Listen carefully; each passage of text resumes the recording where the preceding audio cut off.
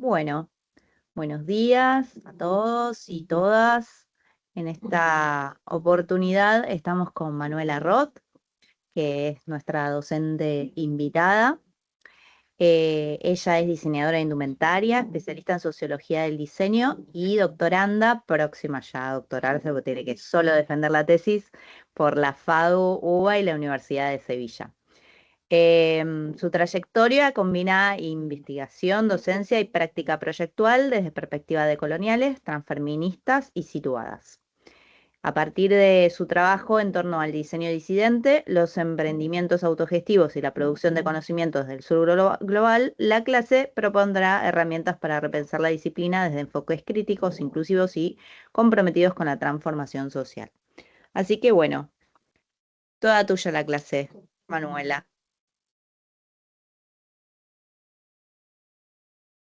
Bueno, antes que nada, muchas gracias por la invitación, Mariana. Estoy muy contenta de estar acá y de formar parte de esta diplomatura que es nueva y muy necesaria, la verdad. Eh, Así que bueno, voy a compartir, avísenme porque pantalla completa, que se vea bien.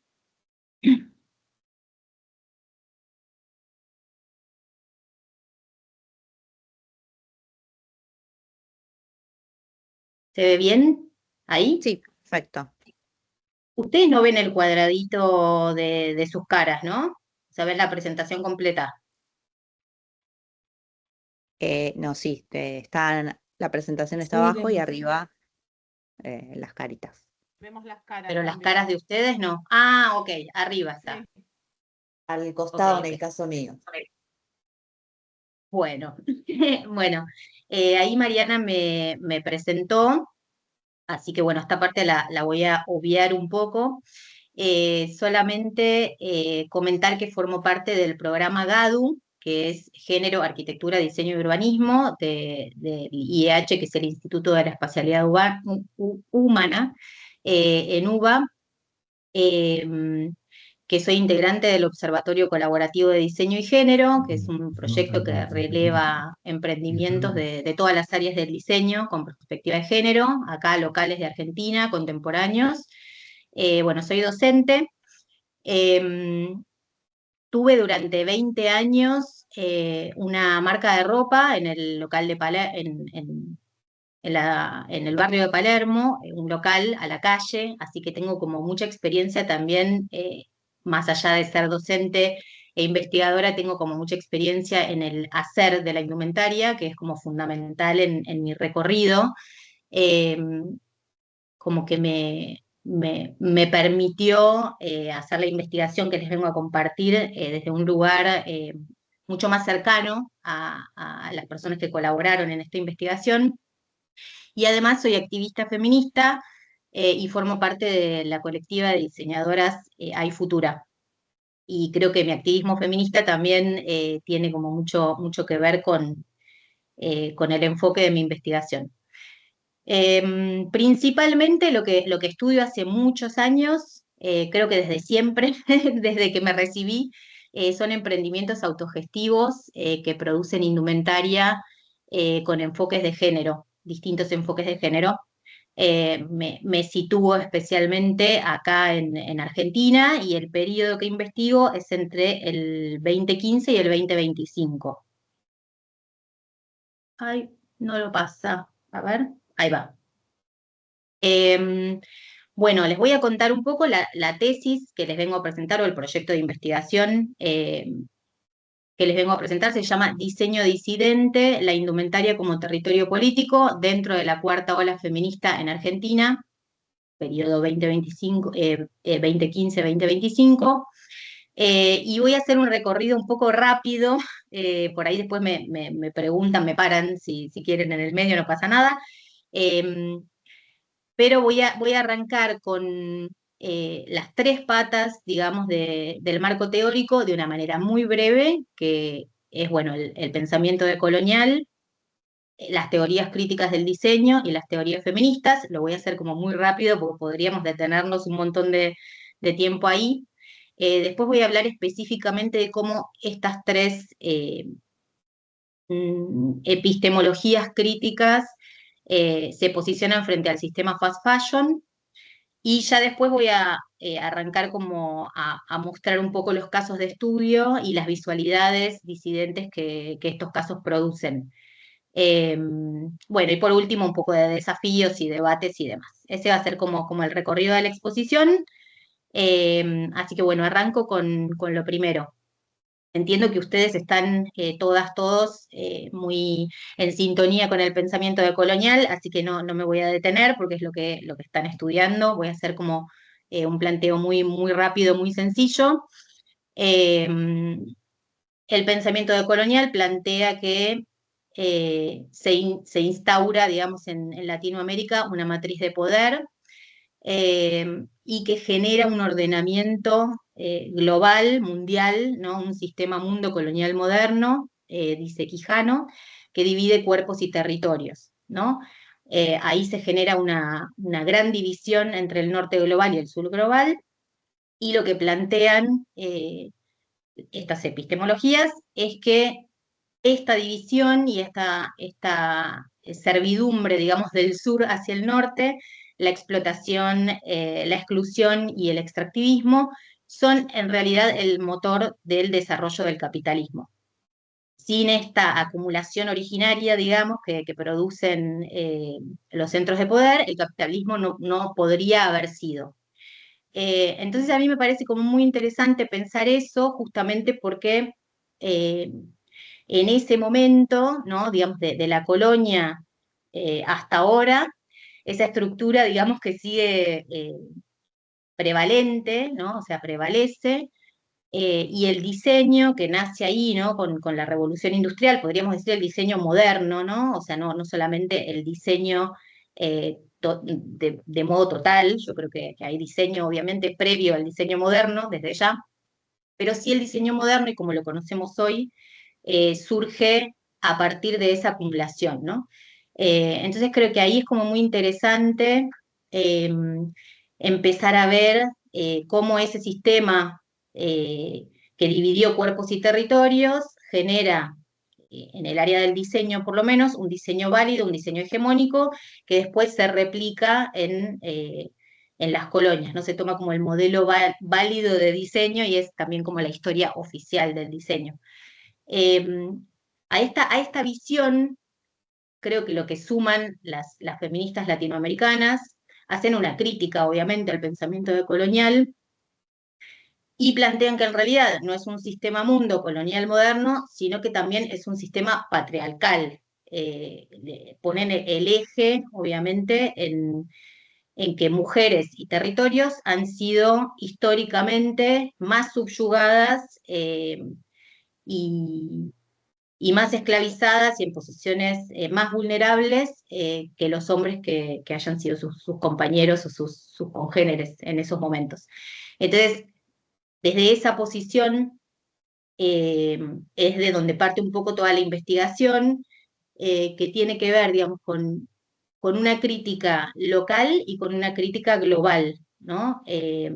Por un lado, esta estructura del diseño a nivel mundial, ¿no? De cómo los centros de poder desarrollan sus tecnologías, desarrollan sus estéticas e imponen sus productos al mundo entero que los consume, pero a su vez eh, los países periféricos, además de consumir, digamos, las estéticas del norte, aportan mano de obra barata, aportan recursos naturales y aportan también los territorios que después se van a usar como vertederos de los desechos, digamos, del norte, ¿no? O sea que hay ahí como todo un gran entramado que podríamos hablar un montón de tiempo, digo, pero me parece que estaba bueno como poner este punto de partida que yo hago en mi investigación como para plantear estas conexiones que hay entre lo global y lo local de acá de Argentina, ¿no? Obviamente yo entro dentro de las corrientes que creen en la periferia, ¿no? Hay algunas personas que dicen, bueno, ¿la periferia de qué? Digo, algunos autores y demás, y autoras.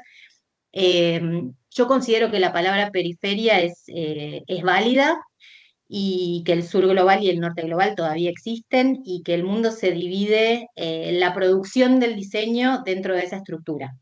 obviamente hay líneas de fuga, que es la que vamos a ir viendo ahora, ¿no? Pero me parece que es fundamental para el campo del diseño comprender esto, que los países centrales desarrollan su industria, desarrollan su infraestructura, desarrollan sus estéticas, desarrollan sus productos a su imagen y semejanza, digamos, eh, y en ese sistema las periferias, con su baja industrialización y sus aportes de mano de obra barata y de territorios para extraer sus recursos naturales, bueno, quedan en una posición de mucha desventaja y de mucha dependencia.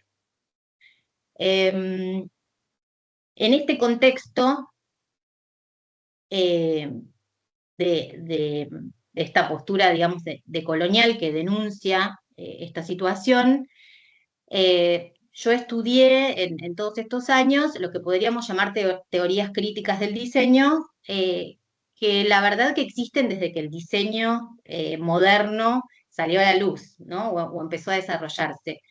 Eh, por supuesto que para él, a partir de los 80s o de los 70s, se va haciendo como más fuerte esta crítica hacia el diseño, pero existe un poco siempre, ¿no? O sea, si tiramos, ahí está William Morris como el primero que lanza la crítica y esta división entre diseño y artesanía.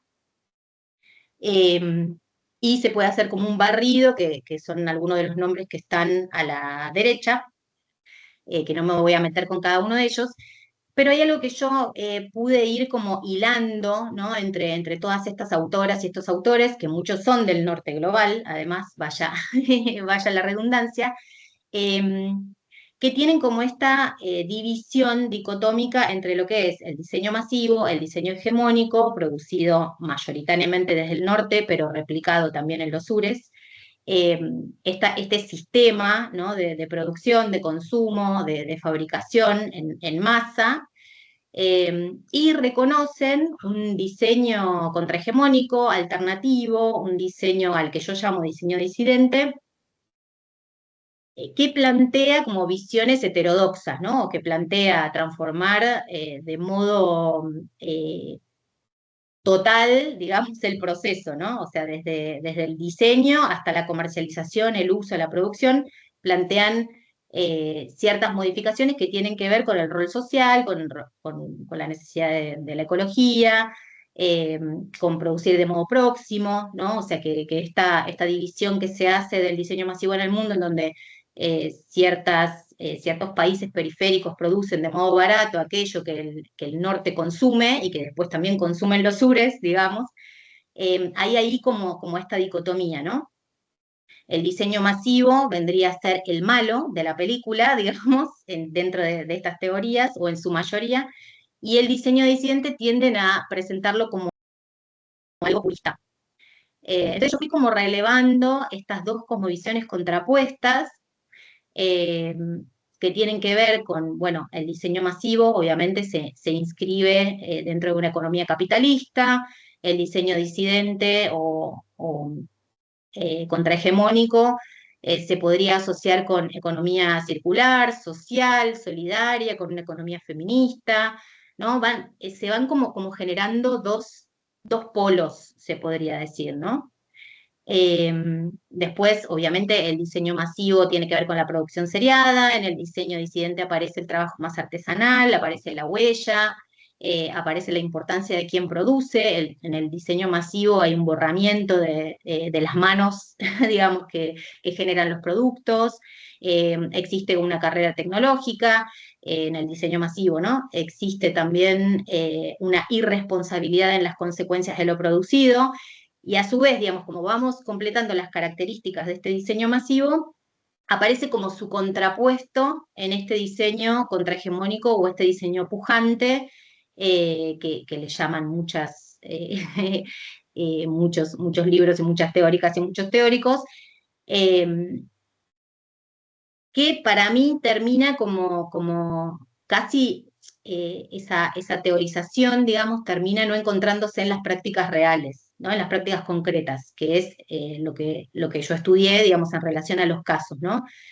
Analicé estas teorías críticas, por un lado, reconocen que el diseño masivo es enorme, digamos, si vuelvo acá, y que el diseño disidente es muy pequeño, aunque pujante, y que podría transformarlo, ¿no? Pero esta dicotomía, como que el diseño masivo es arrollador, y el diseño disidente es muy pequeño, muy pujante, son pequeñas expresiones, también es algo en lo que coinciden todas estas teóricas y teóricos de las teorías críticas del diseño.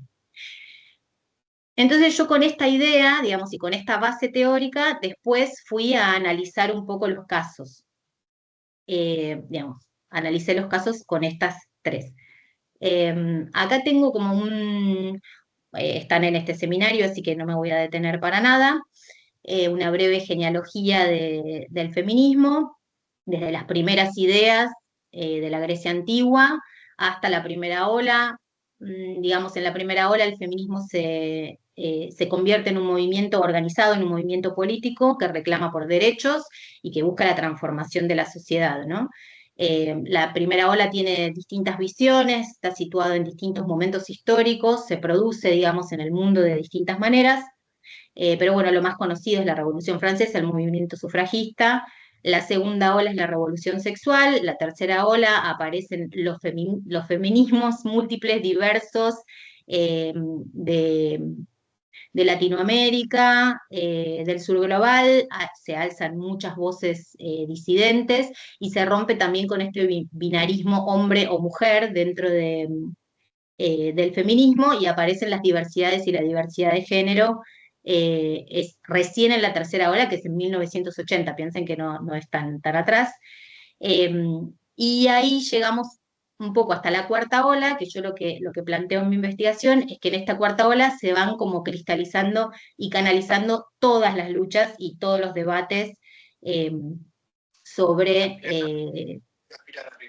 más que nada sobre la corporalidad, ¿no? Se cristalizan como, no es que la primera ola o sus debates o sus reivindicaciones terminan, sino que se van sumando, digamos, de ola en ola, ¿no?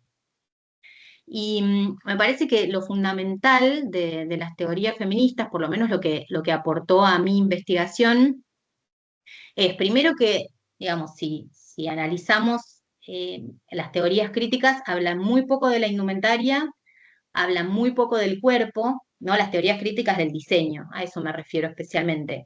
El centro no está puesto en el cuerpo, no está puesto en la persona usuaria, digamos, o las características.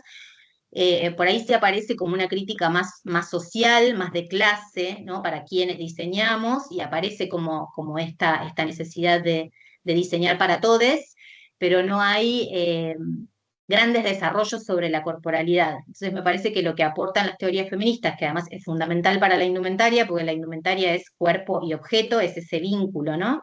Eh, Creo que todas las reivindicaciones feministas nos hacen pensar en las corporalidades para las cuales diseñamos.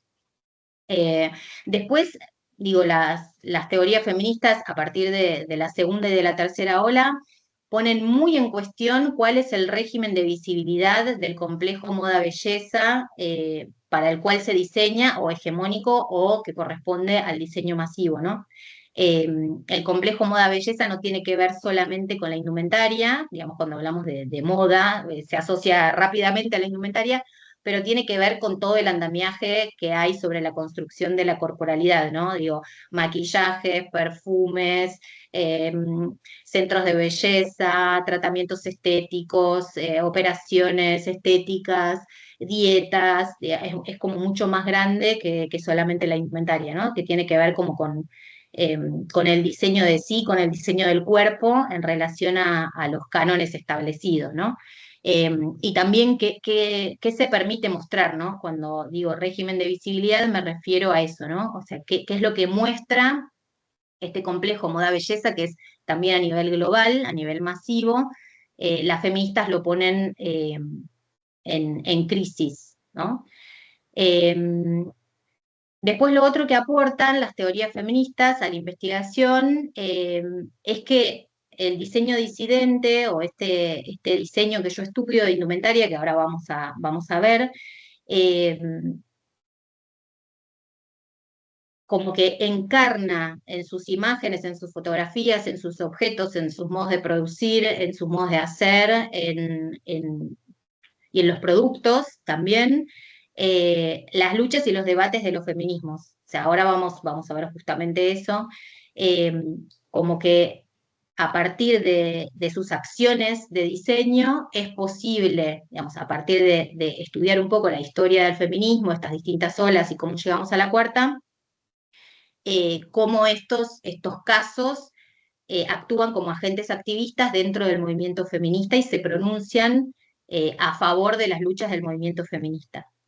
Y obviamente, bueno, todos estos casos que ahora voy a presentar forman parte de un activismo hashtag que se da en las redes, o sea que no solamente tiene que ver con la producción de indumentaria, sino que también tiene que ver con la comunicación, y son, bueno, activistas obviamente por la diversidad corporal, y a partir de este pronunciamiento que tienen en las redes con sus imágenes y con su palabra, reciben críticas neoconservadoras constantemente. O sea que están ahí como eh, como en un foco que también recibe odio, que es bastante extraño dentro de las producciones de moda más tradicionales, ¿no? Por lo general no generan debates, no generan hate, se podría decir. Bueno, estas tres teorías, digamos, o epistemologías o pensamientos, tipos de pensamiento, el pensamiento decolonial, las críticas del diseño, las teorías críticas del diseño y los feminismos, más que nada latinoamericanos, decoloniales y situados en el sur global, eh, hablan sobre el sistema fast fashion o de moda rápida como el que más evidencia, digamos, el entramado de explotación norte global, sur global. Aparece mucho en los textos esta crítica hacia el sistema fast fashion porque es súper evidente, digamos, ya quedó, hay algunos otros eh, algunas otras industrias que lo tienen como un poco más solapado, pero en la industria de la indumentaria esto salió a la luz, bueno, acá en Argentina por los incendios en los talleres clandestinos y en el mundo por distintos accidentes, digo, el más famoso o conocido fue el de Rana Plaza en Bangladesh, que se desplomó la fábrica en donde producían marcas como H&M, como Zara, ¿no? O sea, las marcas del fast fashion global que están en todas las capitales del mundo. Eh, entonces, digamos, esta visibilización de esta explotación norte-sur hace que el sistema fast fashion sea casi como la punta, ¿no? Que pone en evidencia el entramado productivo y de consumo que se genera entre cuerpos y territorios situados en la periferia o en el centro, ¿no?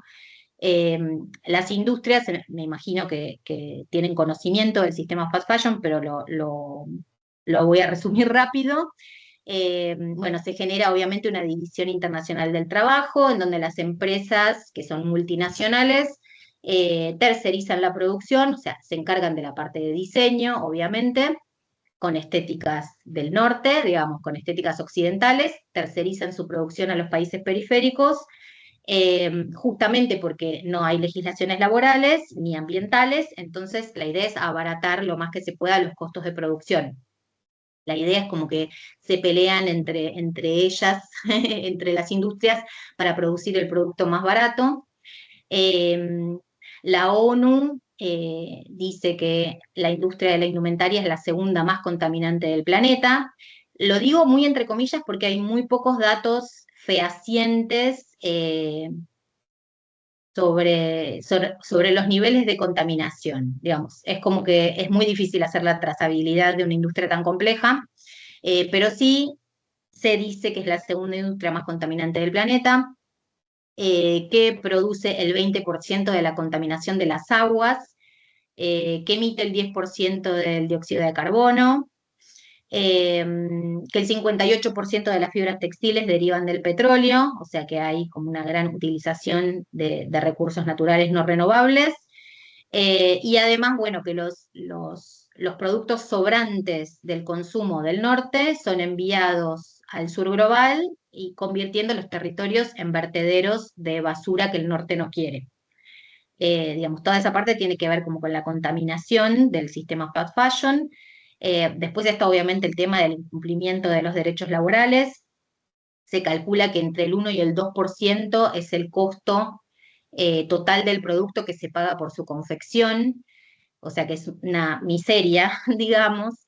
O sea que los salarios son indignos, además obviamente el sistema de confección de indumentaria a nivel global, digo, en Bangladesh, en todo lo que es los países orientales, eh, contratan mujeres, más que nada, jóvenes y niñas como mano de obra, así que ahí ya se plantea como una gran desigualdad de género.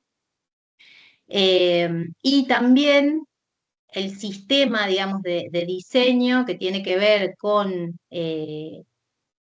la, la obsolescencia programada, funcional y estética, digamos, que producen con telas muy baratas, que las metes en el lavarropas y tienen peeling, o se deforman, o se destiñen, ¿no? O sea, hay una obsolescencia programada a nivel funcional y también a nivel estético, ¿no? Esta idea de que la moda tiene que cambiar y ya lo que se usa en un año después no se usa el siguiente, o que de una temporada a la otra ya se cambian los colores, ¿no? Que se digitan todas estas tendencias, digamos, de moda que sigue el mundo completo, se digitan también desde el norte, digamos, todo este sistema, eh, a su vez, de pensar en la obsolescencia, a su vez, el 75% de mujeres, el 75% de consumidoras del fast fashion son mujeres. Entonces, por un lado tenemos la idea de que las mujeres son explotadas por el fast fashion en los centros productivos, digamos, mujeres y niñas, con salarios indignos, y por el otro lado son las que más consumen. Y también, bueno, son las que más consumen empujadas por todo el andamiaje publicitario que las empuja un poco a eso, ¿no? Y que les ofrece ese estilo de consumo. Eh, bueno, a partir de ese sistema que todavía no llega del todo a Argentina, porque vieron que todavía no tenemos una frontera de importación súper abierta en donde tengamos un INCLO, solamente está Alten, te Sara, digo, escucha. falta. ¿Ahí alguien habló? Bueno, sigo. ¿Se escucha bien? ¿Sí? Sí, sí, Escuché ahí. apaguen los Ok. micrófonos, por favor. Em, Bueno, este sistema de la moda internacional, ¿no? Que además va viajando en barco, ¿no? O sea, más o menos tenemos como una idea de ese mapa. Viaja en barco para después ser consumida en Europa, para después volver, para ser tirada acá, como en el desierto de Atacama, en la foto que vemos, que es el desierto de Chile, que tienen un problema con recibir la basura del norte, digamos. Este sistema se replica en Argentina, aunque no ahora cada vez más, digamos, ahora que se abrieron las importaciones, se replica cada vez más, pero también se replica de modo interno, ¿no? Digo, en La Salada, en Avellaneda, ¿no? Esta idea de producir a costos muy baratos eh, para vender a veces caro y a veces barato. Pero bueno, la idea es que este sistema de la moda nos viene impuesto desde afuera, ¿no? Me parece que eso es importante como entender que el sistema de la moda global, completo, eh, es como que no tenemos un sistema por fuera, ¿no? Estamos como inmersos en ese sistema global masivo de producción de indumentaria, que bueno, era esta idea de el diseño masivo versus el diseño disidente. A ver, ahí va. Bueno, con estas ideas que tenía en la cabeza, empecé a relevar distintos emprendimientos de indumentaria que producían obviamente con los conceptos del diseño disidente. Y lo principal fue, por un lado, que se diferenciaran obviamente del diseño masivo y de toda esta estructura de producción y de consumo que acabo de contar, y a su vez que también se diferenciaran del diseño de autor, porque creo que es una categoría diferente eh, que mantiene como algunas características, voy a decirlo así como, no lo voy a profundizar, pero el diseño de autor todavía mantiene algunas características más elitistas, se podría decir, que lo que yo considero el diseño disidente. El diseño de autor todavía tiene autoría, ¿no? O sea, no produce tan de modo colaborativo, cooperativo, horizontal, y a la vez es más aspiracional, ¿no? Es de un consumo más elitista. Eh, entonces, primero busqué eh, emprendimientos actuales de indumentaria. Encontré durante varios años de análisis y de estudios 133 casos. Lo seguí en ferias, bueno, hablando con compañeras, además obviamente conozco el circuito.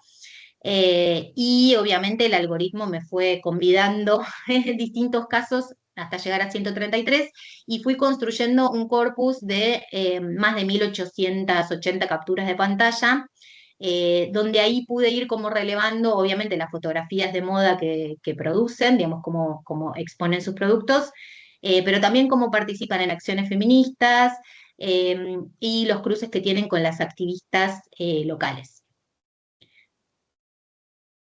Tengo Ahí va. De esos 133 casos, elegí dos para armar la investigación, digamos, para acercarme y estudiarles en profundidad, digamos. Uno se llama Protesta. Protesta es una cooperativa que se aloja en la fábrica Cita, que es la primera fábrica recuperada del país. Queda en La Plata. Eh, Protesta es un emprendimiento obviamente autogestivo, es una cooperativa, en el transcurso de la investigación se convirtió en cooperativa, eh, pero trabaja, también produce con otras cooperativas, digamos, ellos hacen los cortes y después mandan a producir a otras cooperativas. Se reconocen NACAMPOP, o sea, Nacional y Popular, tienen un posicionamiento político partidario súper claro, o sea, son peronistas, son kirchneristas, lo asumen, lo dicen y lo comparten en sus redes sociales. Eh, Son nacionalistas, ¿no? O sea, tienen como un gran interés por la producción nacional, por generar trabajo, tienen todo un desarrollo activista en torno al trabajo. Eh, Mezclan, bueno, el arte, la fotografía, el diseño y obviamente el discurso político. Revalorizan mucho el trabajo manual y artesanal, rescatan prendas en desuso, pero también hacen producción de prendas en serie. Este es uno de los casos. El otro es el Bantoc, eh, que está conformado por un equipo de mujeres. Protestas son una pareja, Santiago y Tony, y el Bantoc está conformado por un equipo de mujeres eh, donde tienen una organización horizontal, aunque no son una cooperativa, y es una marca de triple impacto que se presenta a sí misma como una marca de triple impacto en las redes, que tiene que ver con, bueno, la inclusión social, el empoderamiento de sectores vulnerables, conformar esta red de mujeres, en donde obviamente convive la producción con la reproducción, porque las mujeres trabajan en sus casas, son jefas de hogar, están con sus hijes, mientras realizan las tareas productivas. Eh, Le ponen como mucho foco a la afectividad y a la emocionalidad, y a las necesidades de cada una de sus integrantes. Es una iniciativa que se disolvió en el medio de la investigación, pero bueno, ahora ya les contaré. Por otro lado, tienen como la pata esta de interesarse por el impacto ambiental, o sea, para producir de modo sostenible, y tienen como una fuerte militancia por la diversidad corporal y de género. Producen para todo género, cuerpo y edad, el mismo producto. Son agentes activistas también dentro de la cuarta ola y tejen lazos con muchas de las referentas del movimiento, ¿no? De diversidad corporal y también del feminismo. Bueno, de estos dos casos, yo, bueno, me fui acercando lentamente. Primero les estudié desde las redes sociales. Después me acerqué a hacer algunos trabajos en común para un congreso que organizamos ahí en FADUBA. Recién en 2022 les pedí colaborar en la investigación. Lo que planteé como metodología, digamos, es hacer una etnografía colaborativa en clave feminista. La etnografía requiere como, bueno, que la investigadora se acerque al entorno eh, de los casos y que pueda convivir y dialogar. No es una observación, digamos, de lejos, sino que es más una observación participante. Y bueno, en clave feminista obviamente quiere decir que la categoría género está puesta en el centro, ¿no? Como que vos estás en el medio de esta etnografía, pero que tu eje siempre es reconocer y reconstruir qué pasa con la categoría de género en eso que está pasando en el territorio o en el trabajo de campo o en la etnografía. Lo que estudié de los casos fue, bueno, el discurso oral, que tiene que ver con, obviamente, entrevistas que les hice y además con un montón de conversaciones personales que fuimos teniendo. Después analicé el discurso escrito, que tiene que ver con todo lo que publican en las redes sociales, en entrevistas que les hacen. Bueno, Protesta tiene un blog donde escribe un montón sobre sus acciones. Y después estudié sus visualidades, las que suben también a las redes sociales. Digamos, como que toda la investigación se basa un poco en esto, en haberme acercado, en leer lo que han publicado, escrito, y en analizar las imágenes que comparten. Y ahí es como que esas tres fuentes de datos, digamos, me sirvieron para poder reconstruir sus procesos productivos, digamos, todo lo que realizan eh, antes de tener el producto, los productos en sí mismos, a ver cómo eran sus productos, sus procesos y con qué temáticas trabajaban. Y ahora ya voy a pasar a la parte más de casos específicamente. Me surgió en ese momento, en esto de esta contraposición entre el diseño masivo y el diseño disidente y también el activismo feminista, que era como necesario, sí o sí, diferenciar que era un lavado de cara, un pinkwashing feminista, que hay como muchas marcas de indumentaria que lo utilizan, de un diseño disidente que verdaderamente tuviera unas bases ideológicas feministas y ver cómo eran las transformaciones que se producían en todo el ciclo de diseño, digamos, no solamente por ahí en la parte de comunicación o de representación. Entonces, planteé tres ejes que me parece que tienen que darse en simultáneo en el diseño disidente. Uno es la responsabilidad social, eh, que tiene que ver obviamente con el tipo de trabajo que se propone, ¿no? Con las relaciones laborales que obviamente tienen que ser dignas, sin explotación, con vínculos horizontales, colaborativos, que tiene que ver también con la cooperación, con el constituirse como cooperativas, y también como esta cuestión de que mientras se produce indumentaria o se produce diseño, digo, en general, más allá de indumentaria, cómo se gestiona esa vida en común, ¿no? Esos lazos de solidaridad que se generan en el día a día. Entonces, el primer eje es la responsabilidad social. El segundo eje es la producción consciente, que tiene que ver con una producción más respetuosa con la tierra y con lo no humano, ¿no? Eh, y el tercer eje tiene que ver con la inclusión de la diversidad corporal y de género. ¿Por qué? Porque en esta cuarta ola el feminismo ya dejó de ser solamente una cuestión de mujeres, ¿no? Es algo como mucho más amplio que tiene que ver con la diversidad de género en su totalidad, pero que también hay como una gran lucha y un gran posicionamiento sobre lo que es la corporalidad hegemónica y desestabilizarla, ¿no? Hackearla o dejar de replicarla. A eso me refiero con la necesidad de la inclusión de la diversidad corporal y también de género, las dos cosas, ¿no? Entonces, para mí, para poder analizar al diseño disidente y que verdaderamente fuera un caso que se sale del diseño masivo y que se posiciona en el otro lado, digamos, tenían que estar estos tres ejes en simultáneo. Y elegí, obviamente, estos dos casos, primero porque los tienen, los tres ejes los trabajan, y bueno, de los 133 casos, hay algunos que todos los trabajan, pero hay algunos que tienen como mayor fuerza en alguno de los tres, ¿no? Y creo que estos dos casos que elegí un poco muestran como el abanico de cuestiones que también sucede en los otros 133. Son como ejemplificaciones de lo que pude ver en el universo completo. El primer eje, que es la crítica social, la cuestión social, eh, elegía protesta como para focalizarme, porque más que nada porque es el que produce más visualidades en relación ay, perdón, me fui.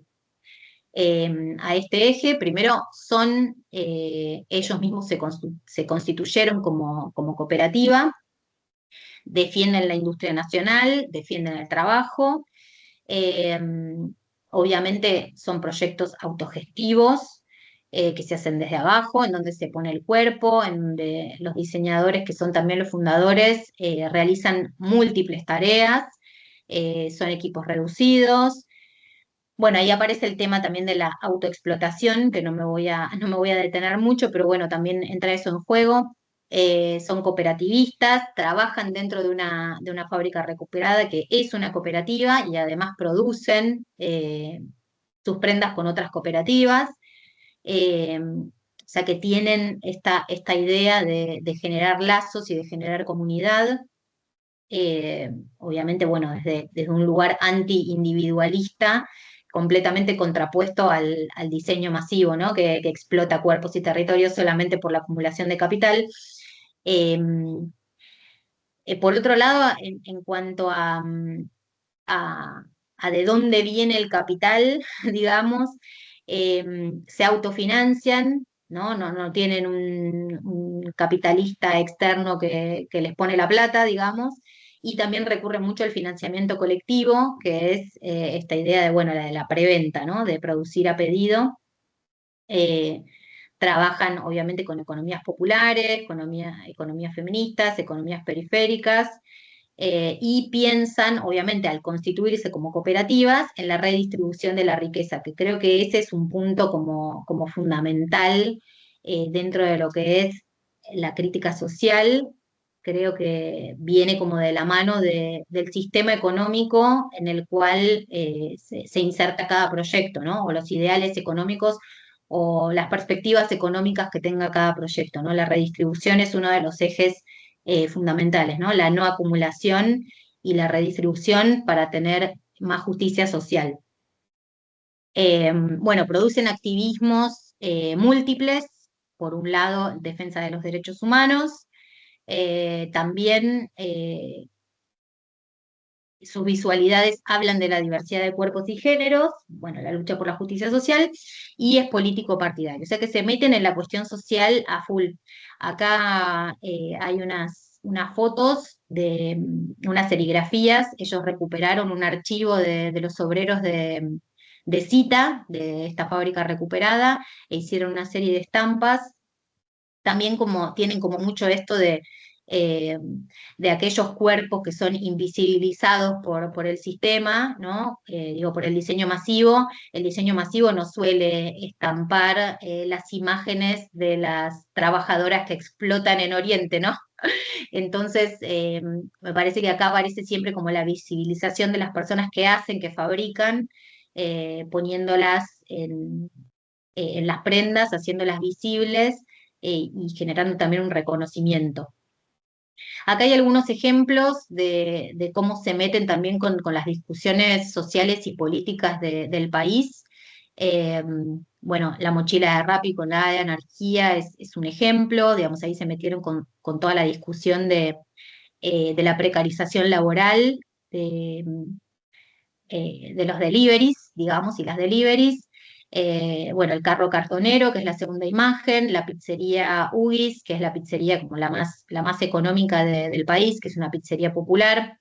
Y la última foto es que dice Argentina te asesina, que está ahí estampada en unos tops, tiene que ver con la crisis del 2001, eh, bueno, con el asesinato de Costec y Santillán, ahí en el gobierno de Dualde, jóvenes piqueteros, eh, que bueno, luchaban por una Argentina mejor y por salir de la crisis, ¿no? Y hacían sus reclamos.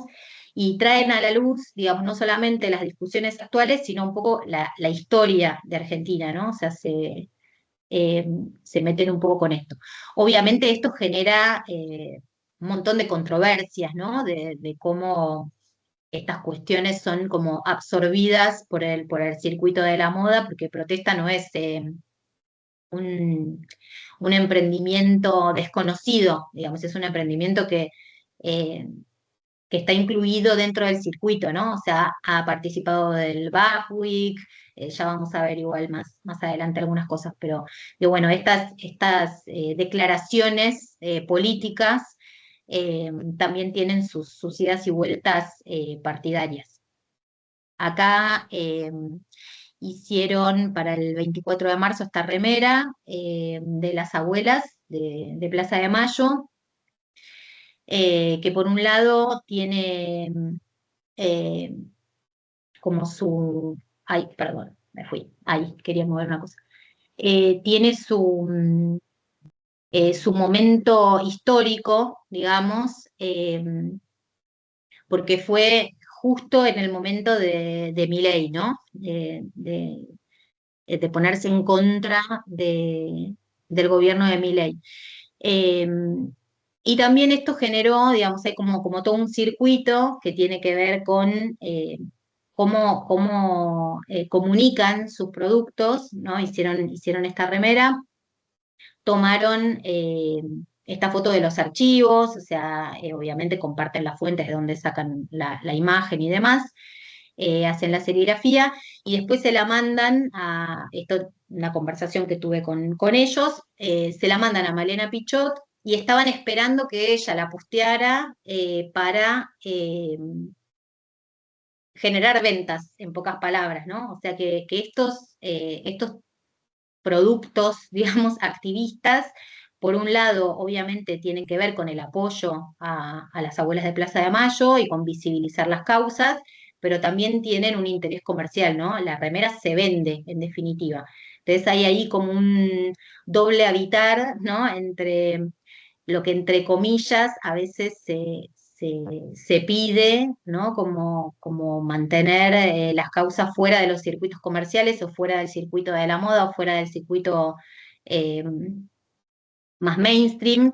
También conocemos, no sé si todos son argentinos, argentinas, pero bueno, Malena Pichot dentro de las feministas es una feminista reconocida, que tiene mucho alcance, que tiene muchas seguidoras, muchos seguidores. Entonces, bueno, enviarle la remera a ella de regalo para que ella la posteara y fuera a la plaza con la remera el 24 de marzo, obviamente es toda una estrategia también de venta y de marketing, ¿no? O sea que tiene estas cosas así como ambiguas que van pasando que después vamos a analizar un poco. Bueno, el segundo eje es la complejidad de la dimensión ecológica en la periferia. En relación a la sostenibilidad, creo que es donde el diseño disidente menos fuerte se siente, ¿no? Acá está esta frase que me encanta de Marta Riesu, que dice, la única prenda verdaderamente ecológica es la que no se fabrica. Eh, o sea que en realidad la sostenibilidad cada vez que pensamos dentro del diseño, dentro de un circuito productivo, dentro de la indumentaria, de lo industrial, de lo que sea, ¿no? siempre es imposible ser 100% sostenible, es imposible, eh, salvo que no fabriques, que no produzcas, que es algo casi descabellado de pensarlo dentro del ámbito del diseño, ¿no? Eh, bueno, este segundo eje igualmente, aunque es el más débil, digo, dentro de las prácticas, tienen una preocupación, tienen una intención, tienen como la necesidad de producir de manera ecológica, respetando el medio ambiente, pero sin embargo muchas veces no lo logran, ¿no? Acá entran un poco las teorías feministas, los ecofeminismos principalmente, que plantean que no puede haber justicia social sin justicia ambiental, eh, que el valor de la vida humana es igual al valor de la vida no humana, eh, y que obviamente dentro de los circuitos productivos la naturaleza tiene que ser sujeto de derecho, y que no pueden aplicarse como políticas extractivistas, ¿no? Eh, entonces, ahí aparecen como muchas cuestiones que tienen que ver con la falta de desarrollo tecnológico, como para producir de modo ecológico en las periferias, digo acá en Argentina.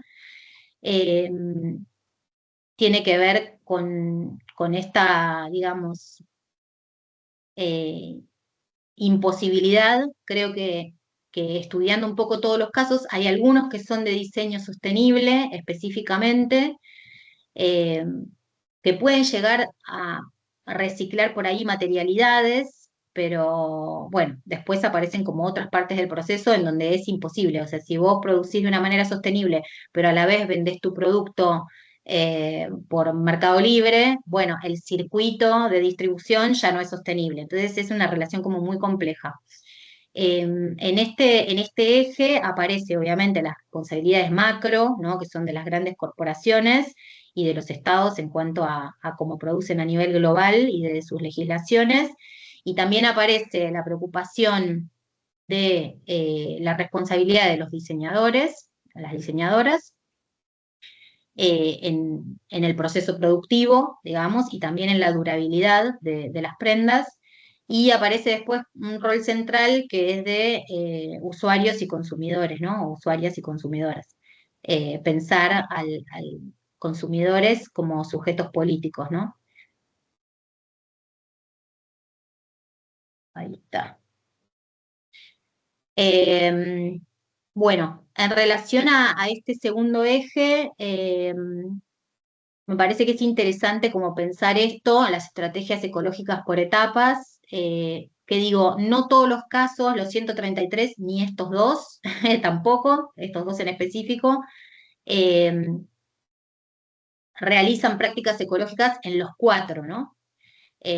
Las cuatro etapas serían obviamente la elección de materialidades e insumos, después todo lo que tiene que ver con procesos productivos, la distribución y el consumo, que es lo que decía antes, digamos, si lo vas a mandar por Mercado Libre, ya la sostenibilidad se nos fue al tacho, y después lo que tiene que ver con el uso y el fin de ciclo de vida del producto. Entonces, en estos 133 casos van apareciendo algunos, ponen el foco en las materialidades, otros ponen el foco en procesos productivos más sostenibles, otros llegan a pensar sobre la distribución y el consumo, y otros piensan sobre el uso y, digamos, la durabilidad y el fin de ciclo de vida. Entonces arman como algunos circuitos que tienen que ver con volver a traer los productos al mismo sistema productivo y volver a generarlos. Creo que eh, en este eje es donde se ven más como las deudas ecológicas dichas por las diseñadoras y los diseñadores mismos, ¿no? O sea, no es algo que digo yo, sino que se fue dando como en las entrevistas y en las conversaciones esta cuestión de todavía no producir de modo sostenible por falta de recursos, por falta de tecnologías, por falta de gestión, ¿no? Porque es como súper complejo. eh, y, Y después el otro punto que emergió, digamos, de este análisis tiene que ver con el costo, ¿no? De los productos ecológicos, con esta mirada como más elitista. Por ahí Protesta, por ejemplo, rescata prendas en desuso, ¿no? De ferias americanas y demás, las interviene, las pinta a mano, las arregla, bueno, y el costo es mucho mayor que los productos que producen en serie, ¿no? Que son eh, productos sublimados con telas derivadas del petróleo, que por ahí tienen mucha durabilidad, por ejemplo, eh, pero no son tan elevadas ni tan costosas de manufacturar.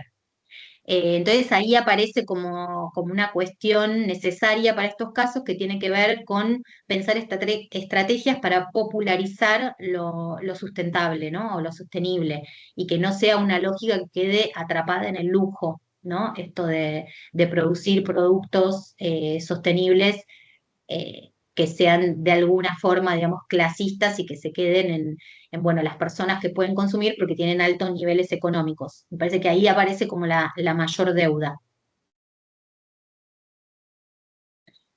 Acá hay un ejemplo de cómo también se entrecruzan los dos ejes, ¿no? Lo social y lo ambiental. Este es el vestido y el pantalón bandera. La bandera es una bandera de una manifestación que pudieron rescatar en las calles. Obviamente son productos únicos, son productos hechos a mano, que tienen estas banderas rescatadas de las manifestaciones sociales. Lo traje como un ejemplo para que también, digamos, no es que un eje va separado del otro, sino que un eje es como que se va sumando al otro, se va haciendo como un discurso o una narrativa más compleja. Bueno, y el último eje es el cuerpo, que, bueno, es súper complejo, porque, bueno, vuelvo a decir, la indumentaria es como eh, un diseño de esa relación, ¿no? Cuando diseñamos indumentaria, diseñamos un objeto en relación a un cuerpo, no diseñamos un objeto solo, digamos, escindido.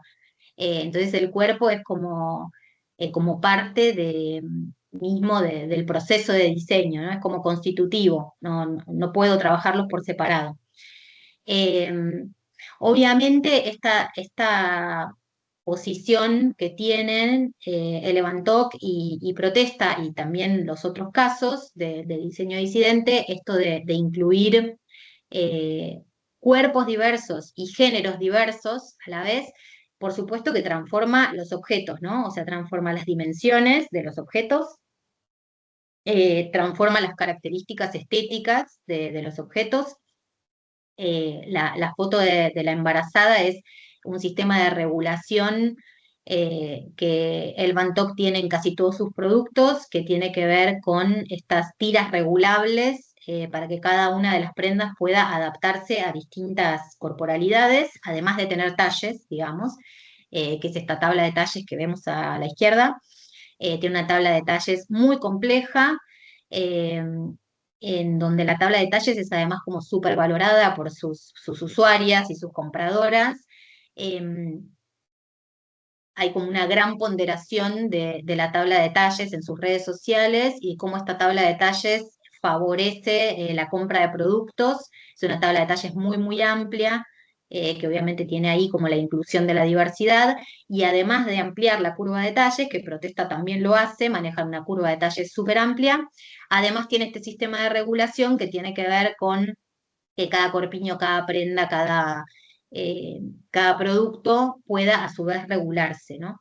En alto y en ancho.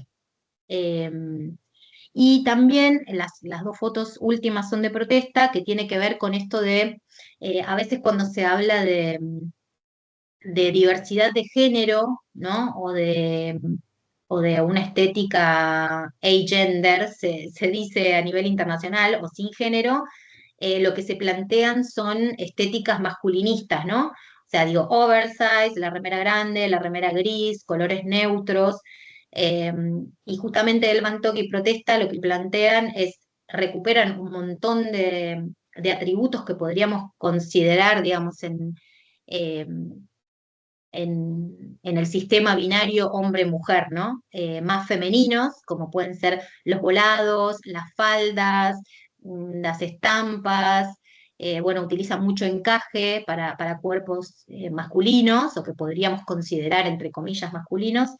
Así que ahí hay como una modificación de los objetos que se da justamente desde esta intención de incluir y de incluir, digamos, no solamente géneros diversos, sino cuerpos diversos.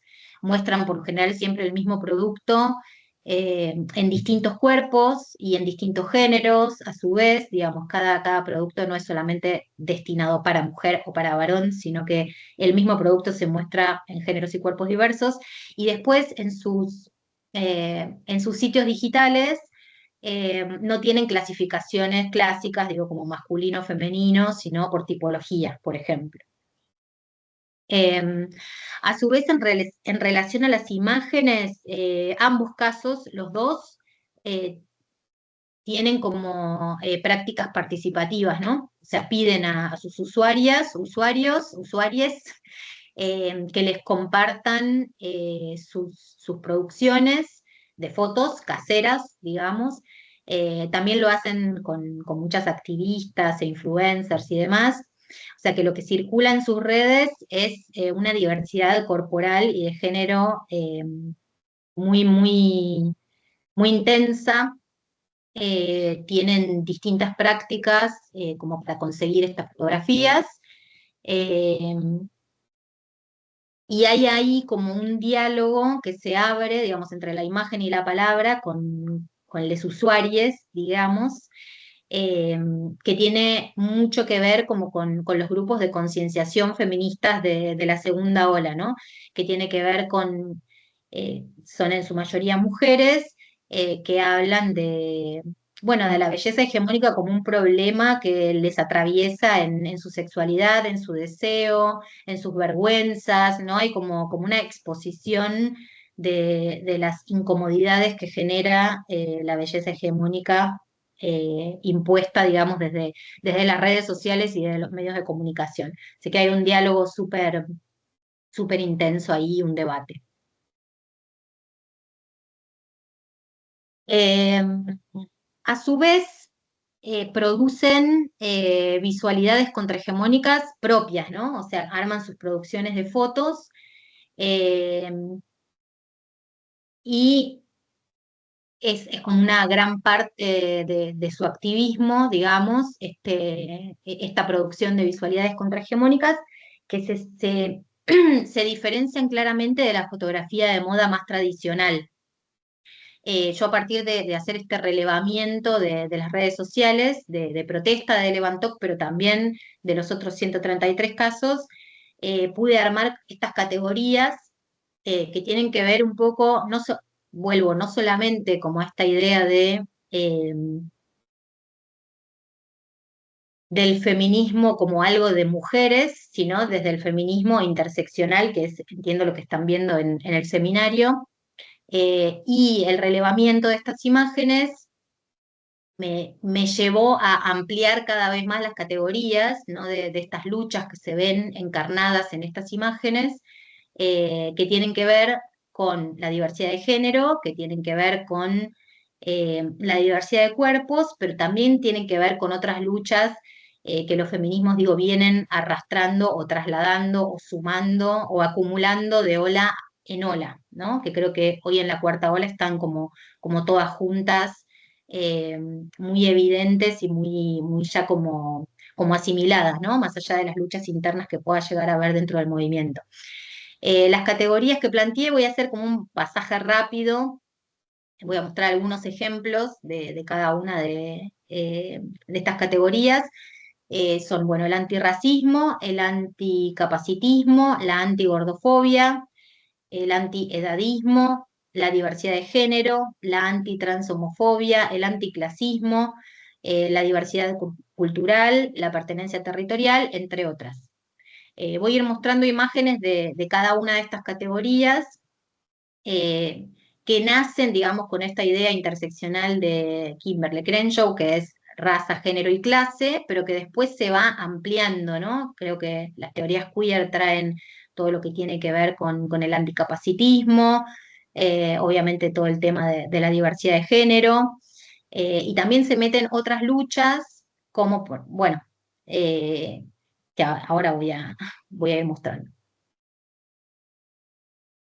algunos ejemplos.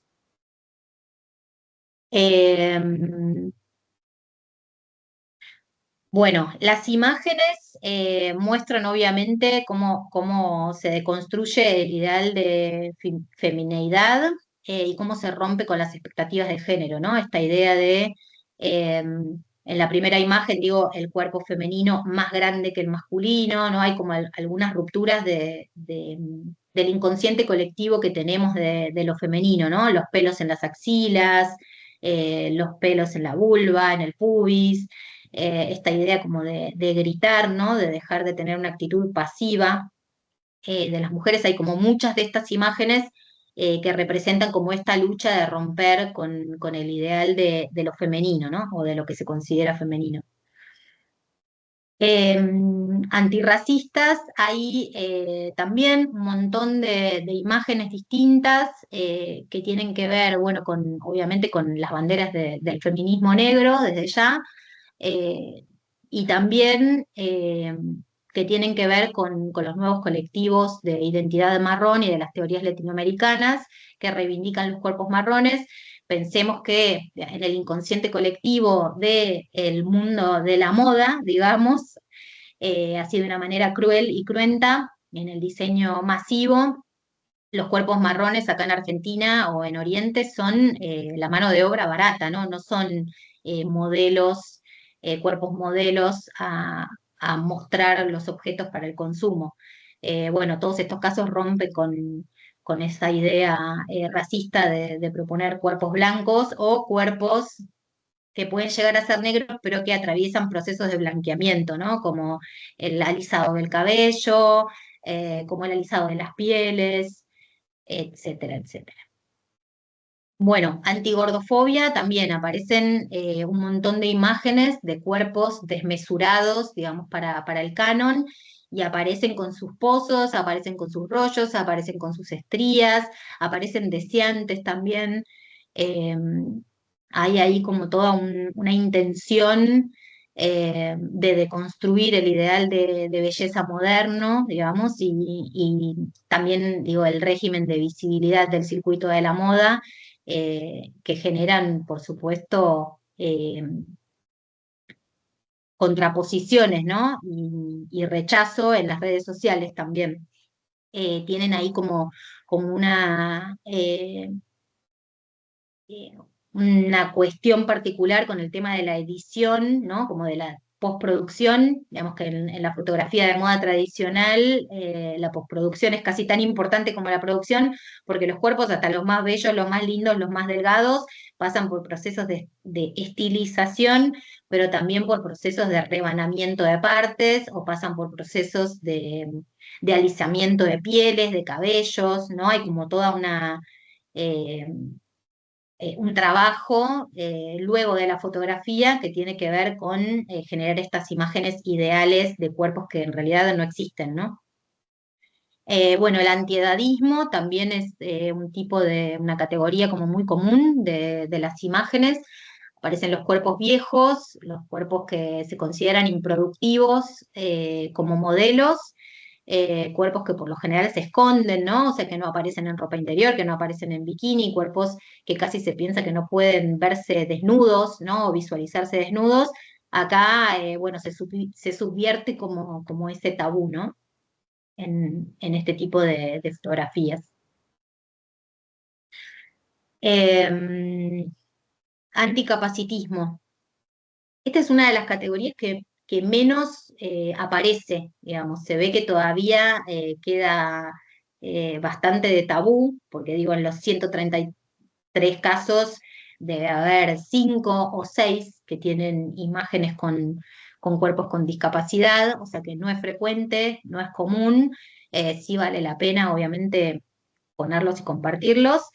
Eh, la primera imagen es de Rocío de Bona, que es una activista anticapacitista, y tiene, bueno, un juguete sexual en sus manos. Entonces digo, a partir de estas imágenes también van abriendo como otros debates, ¿no? O sea, que tienen que ver obviamente con la visualización de estos cuerpos, pero también se meten, digo, como con los cuerpos gordos, ¿no? Con todo lo que tiene que ver con las militancias de los activismos gordos, justamente, ¿no? Con la despatologización, acá se meten con el tema de la infantilización. Estas imágenes también están acompañadas por posteos escritos, ¿no? Muchas veces estos posteos se hacen en común con las personas activistas que participan, los textos son escritos en común también. Entonces, bueno, aparecen estos cuerpos que también son escondidos, ¿no? Son velados o no circulan en las redes sociales, aparecen como presentes, pero también como deseantes y deseables, ¿no? Que es algo que no es nada común. Bueno, la antihomofobia también, ¿no? Aparecen personas del mismo sexo, digamos, besándose. Hay muchos ejemplos de esto. Hay muchas rupturas con el binarismo, ¿no? Obviamente, las imágenes hay algunas que son como muy provocativas, digo, como la que tenemos acá de la cola peluda. Pero bueno, eh, tienen como esa intención, ¿no? Creo que algo que tienen en común todas estas imágenes disidentes es justamente la provocación, es como generar en la espectadora, en el espectador, en el espectador, una suspensión en sus redes sociales, como un detener el tiempo, ¿no? Y generar como justamente la reflexión, ¿no?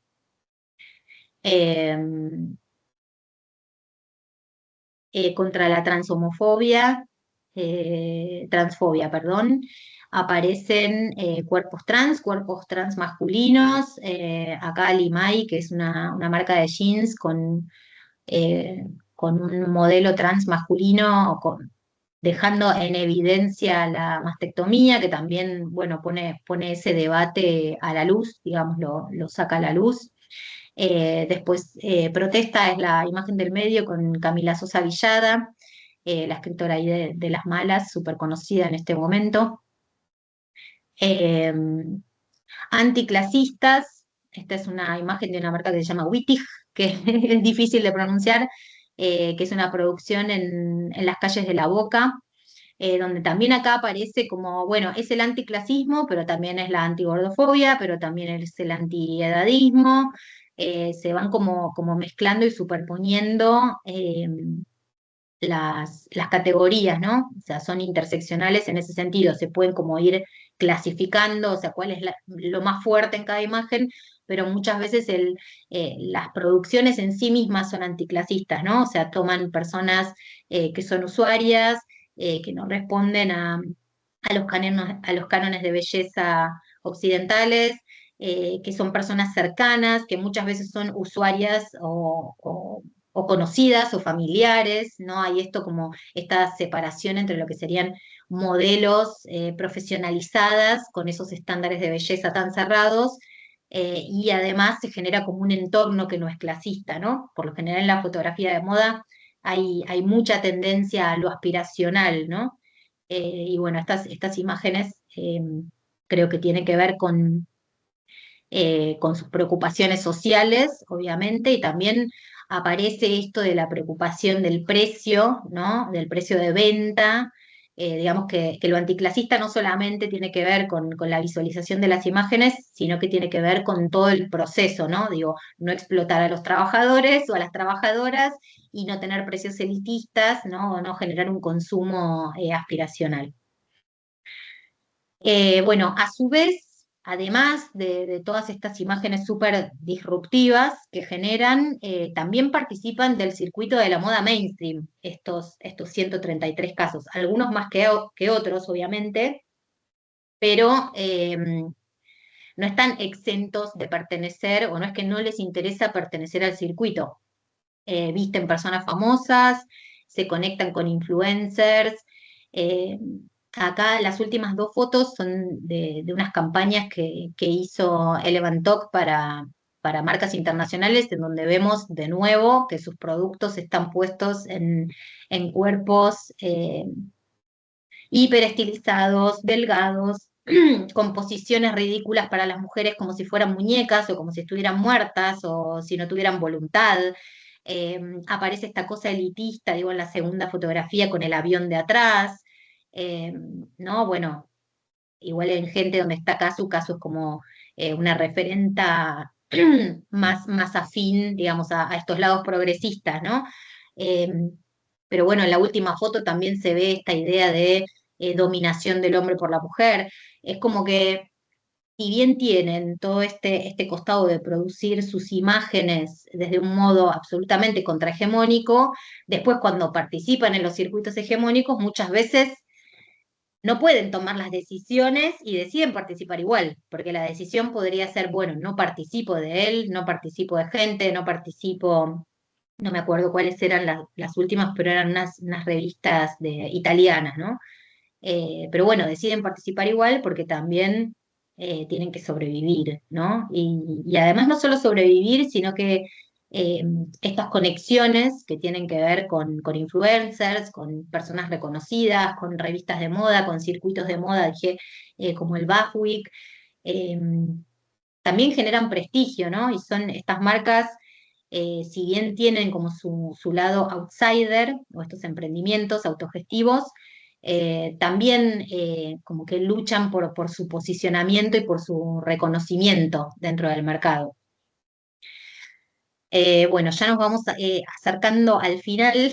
Eh, Además de estas acciones en contra de la belleza hegemónica y en contra de la heterosexualidad obligatoria o en contra del modelo único de ser y estar en el mundo, ¿no? A partir de todas estas fotografías interseccionales, también producen acciones o campañas en contra de la violencia de género extrema, ¿no? O sea, Protesta hizo esta acción que tiene que ver con Tehuel de la Torre, el chico trans que desapareció cuando fue a una entrevista de trabajo hace un par de años. Eh, Generó en ese momento esta acción de esta camisa y de este pedido de colaboración para encontrar a Tehuel.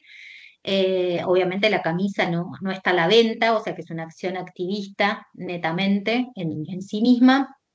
Después el Bantoc hizo toda una campaña con Telma Fardín, que ahí, bueno, despertó como un montón de cuestiones que tienen que ver bueno, con la exposición de cuerpos que han sido abusados, ¿no? Con esta idea de las mujeres abusadas no pueden volver a desear o no pueden volver a ser deseadas o no pueden exponer sus cuerpos, ¿no? Como generar esta ruptura de sentido de la víctima eterna, ¿no? En relación a las violaciones y el abuso. Y también hizo esta campaña contra los femicidios, que bueno, que también fue como altamente criticada, ¿no? Esta última campaña de protesta. Hay ahí como una ida y vuelta en las redes en donde muchas personas apoyan y muchas personas critican. Además, digamos, de estas campañas en contra de la violencia extrema, también tienen como cuestiones propositivas, ¿no? Como campañas que tienen que ver con proponer eh, desnaturalizar más que nada el Bantoc, desnaturalizar las cosas que tienen que ver con el placer y la sexualidad de las mujeres. Entonces, bueno, ha armado algunos circuitos ahí de cooperación con un sex shop que está liderado también por mujeres, con Tati Español, que da unos talleres que se llaman Todo sobre tu vulva. Maru, que es la diseñadora de Elvan Talk, ha hecho un montón de videos sobre educación sexual para adultas. O sea que además de producir indumentaria, también producen estas acciones que tienen que ver con la erótica inclusiva y con la sexualidad y el placer como un derecho. Eh, Bueno, también obviamente apoyan causas feministas abiertamente, ¿no? Como fue la cuestión de la legalización del aborto. Obviamente aparecen un montón de visualidades que tienen que ver con esto, o sea, que se reconocen feministas de por sí y apoyan desde sus redes y muchas veces con productos eh, las causas feministas, las marchas feministas y demás. Y también aparece ahí como un lugar un poco incómodo en donde obviamente eh, habitan los medios digitales como agentes activistas de la cuarta ola, ¿no? Y militan sobre la diversidad corporal, sobre la diversidad de género, sobre las luchas, sobre la sexualidad de las mujeres, pero muchas veces obviamente tienen que amoldarse a las reglas de estos medios digitales que distan mucho de ser feministas, ¿no? Digo, muchas veces tienen que luchar contra el algoritmo muchas veces los quita de los buscadores, les baja publicaciones, les denuncia, ¿no? Es como que lo que pueden llegar a compartir está muy supeditado por las lógicas mismas de las plataformas, ¿no? O sea, es como que ahí juegan un doble juego, por un lado, de romper con las visualidades hegemónicas, ¿no? Y de posicionarse como agentes activistas dentro de las redes y permitir identificaciones de estos circuitos alternativos, ¿no? O feministas o progresistas o woke, como lo queramos llamar, pero a la vez están dentro de las mismas leyes que crearon las redes sociales e internet, que bueno, obviamente no distan mucho de ser feministas, ¿no? Bueno, y para terminar, un poco hice como este recorrido un poco rápido. Dejo como dos reflexiones. Una es que si volvemos como al principio, ¿no? De esta diferenciación entre el diseño masivo y el diseño disidente, ¿no? Como dos cosas opuestas o separadas. eh, yo en este camino, o en este recorrido, o en esta etnografía colaborativa que pude hacer con ambos casos, más el relevamiento de las redes de los otros 131, digamos, eh, pude ir como ampliando un poco mi propia mirada, que tal vez era como más binaria, se podría decir, y entiendo que la disidencia emerge cuando puede, donde puede, ¿no? Que se va haciendo fuerte con el tiempo, eh, que muchas veces la disidencia no se materializa, no porque no haya posicionamientos éticos o políticos de base, sino porque la realidad no lo permite, no digo como por ejemplo en el caso de la sostenibilidad, cómo hacer para generar productos sostenibles hechos a mano con materiales reciclados o con materiales, o no sé, biomateriales, por ejemplo, que tienen un proceso muy largo productivo y con muchas horas de productos hechos a mano, pero que a la vez tengan un precio accesible, ¿no? Hay como algunas trampas ahí que no son tan o blanco o negro, o somos sostenibles o no somos sostenibles, sino que se va formando como una mixtura, ¿no? Como un salpicado como diría Silvia Rivera Cusicanqui, que usa el término chixi, ¿no? Que es como eh, en un gris melange de una tela, perviven los puntos blancos y los puntos negros con los puntos grises, ¿no? No hay una hibridación, no es que todo se vuelve del mismo color, sino que por ahí a la distancia lo vemos gris, pero cuando nos acercamos están esas convivencias y eh, esas dicotomías, ¿no? En cuanto a la economía y pertenecen al sistema capitalista, ¿no? O sea, no son, por más que colaboran con economías cooperativas, con economías feministas, con economías solidarias, también comercializan sus productos y los venden, ¿no? Y los venden a partir de plataformas que sabemos que no son comunitarias, sino que son netamente capitalistas, y además utilizan los sistemas de venta tradicionales, digo, los bancos, las plataformas para cobrar con QR, ¿no? Hay como todo un andamiaje ahí capitalista del cual se montan y lo necesitan, ¿no? Para mantener sus circuitos. Si bien defienden intereses sociales y hacen críticas sociales y constituyen cooperativas, eh, también forman parte al mismo tiempo del circuito de la moda y publican en las revistas tradicionales. Digo, ahí hay como un ida y vuelta entre la disidencia y la masividad, que por ahí es menos taxativa de lo que yo creía cuando empecé la investigación. Me parece que eso es un aporte que me hizo por lo menos a mí misma, ¿no? Como ver, flexibilizar un poco mi mirada. Eh, y lo otro, me parece que esto como complejizar, por un lado, la idea de la disidencia, como permitirle, a veces se le exige como demasiados purismos, ¿no? A la disidencia, es como que para ser disidente tenés que ser disidente en todo y hasta el final, y ser outsider 100%.